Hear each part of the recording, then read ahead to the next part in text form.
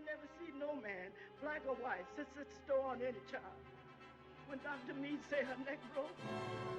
Olivia de Havilland, a leading actress from Gone with the Wind, passes at age 104. Olivia built an illustrious Hollywood career, marked by a successful fight to loosen the studio's grip on contract actors. Olivia, who was an actress who gained movie immortality in Gone with the Wind, built an illustrious film career. She passed away on Sunday at her home in Paris. She was 104 years old and one of the last surviving stars of Hollywood's fabled golden age.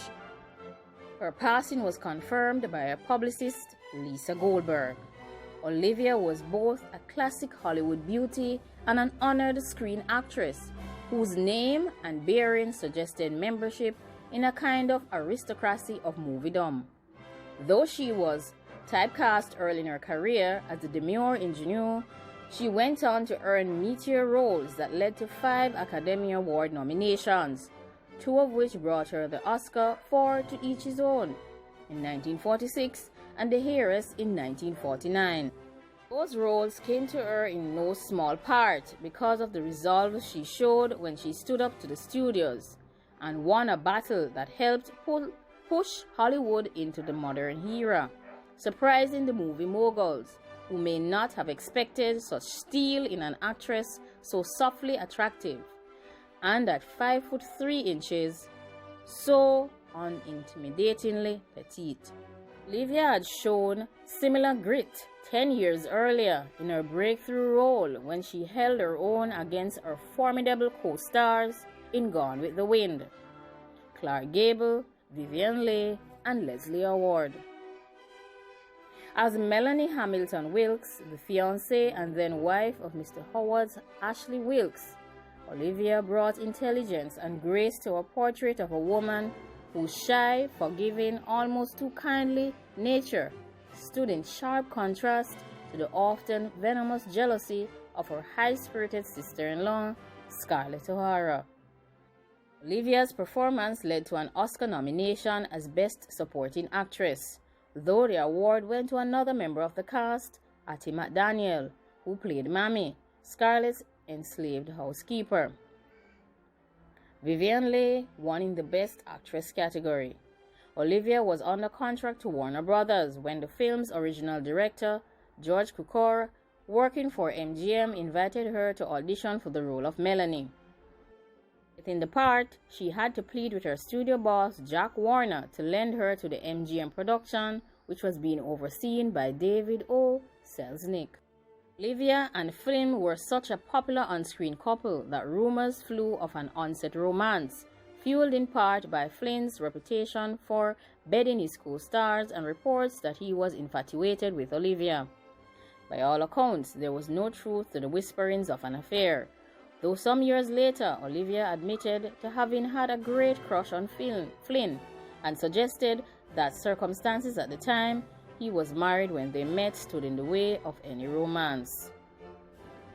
Bernard signed Olivia to a 7-year contract in 1935 on the strength of her performance that year as Ermia, the defiant daughter who resists an arranged marriage, in Max Reinhardt's film adaptation of A Midsummer Night's Dream. The previous year, she had made her professional stage acting debut in the same role in Hollywood Bowl production by Reinhardt. After her success in Gone with the Wind, Olivia returned to Warner with the expectation of more challenging roles, but for the most part, they did not materialize.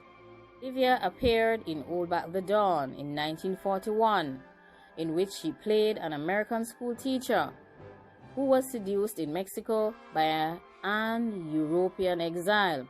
Her performance earned her another Oscar nomination, but this time she lost to her sister Joan Fontaine, who won for Suspicion. The two were rarely on speaking terms after that. They are the only sisters to win Best Actress Academy Awards, and their sibling rivalry was called the fiercest in Hollywood history. The roles kept coming. When Olivia complained, she was told that she had been hired because she was photographed well, and that she wasn't required to act. The studio had misread her determination. She began to refuse roles she considered inferior. Warner retaliated by suspending her several times, for a total of 6 months, and after her contract ended, insisting that because of the suspension, she was still the studio's property for 6 more months. Olivia sued. The case dragged on for a year and a half, but David finally beat Goliath when the California Supreme Court upheld a lower court ruling in her favor in 1945.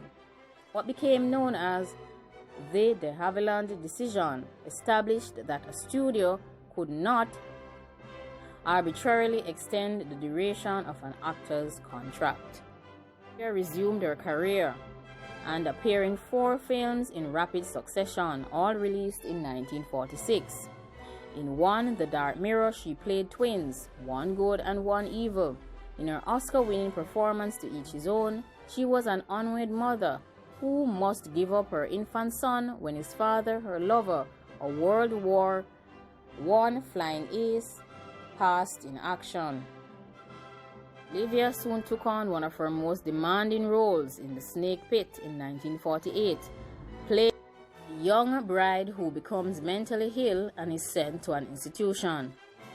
The film, that was directed by Anatole Livtak, was an unflinching study of mental illness and the treatments available then, from narcotics to electroshock.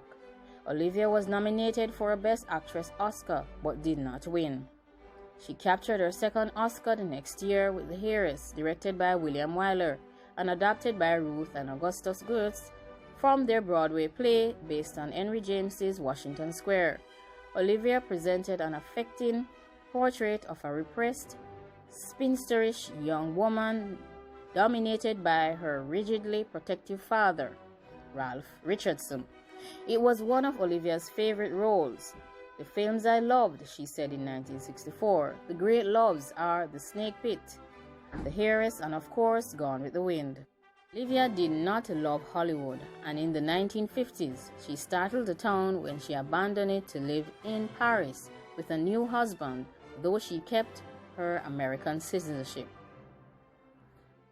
Olivia Mary de Havilland was born on July 1, 1916, to British parents in Tokyo, where her father, Walter, a cousin of the aviation pilot, Sir Geoffrey de Havilland, ran a firm of patent lawyers, though he was not a lawyer himself. In 1919, her mother, Lillian de Havilland, an elocution teacher, moved with Olivia and Joan, her younger sister, by 15 months to Saratoga in California, near San Francisco. The de Havillands divorced and Lillian married George M. Fontaine, department store executive. Olivia's sister Joan took her stepfather's surname as her stage name. Olivia was married twice. Both marriages ended in divorce. The first in 1946 was to Marcus Aurelius Goodrich, a Texas-born novelist, screenwriter, and journalist. They had a son, Benjamin, and they divorced in 1952. She later married Pierre Gallant, the author of military histories and at one point editor of the magazine Paris Match. In 1955, after the couple had met in Paris. Later, they moved to Paris and had a daughter, Giselle, and divorced in 1979. Miss de Havilland's son passed as a result of Hodgkin's disease in 1991. Before Olivia was married, she had romantic relationships with James Stewart, Howard Hughes, and the director John Huston, with whom she reunited for a time after her first divorce. By her account, she also turned away a smitten young John F. Kennedy, who was visiting Hollywood after his PT boat service in World War II. She is survived by her daughter Giselle Gallant Chulac. Joan Fontaine passed in 2013 at age 96. Olivia made only a handful of films after that. She was in her mid-40s by then, receiving fewer acting offers and finding many scripts too prurient for her taste. One that she liked, however, was Sweet Charlotte in 1964, which gave her the opportunity to co-star with Bette Davis, another Hollywood legend nearing the end of her career. The film, a weaker echo of the similarly gothic Bette Davis, Joan Crawford melodrama Whatever Happened to Baby Jane, tells the tale of an increasingly demented woman, Miss Davis, and a scheming relative who comes to live with her, Olivia, who replaced Miss Crawford after filming began. Olivia was honored in 1999 with a party in Paris to celebrate the 60th anniversary of Gone with the Wind. At one point, one of the hosts recalled with a glass in hand, she toasted the film and its leading actors, reminding the room that she was the last one still standing. "Let us raise a mint julep to our stars," she proclaimed, on that great veranda in the sky. Let me know what you think about the passing of the great Olivia de Havilland and all the movies that she has been in. Now like, comment, share, and subscribe. Thanks for watching The Learning Academy.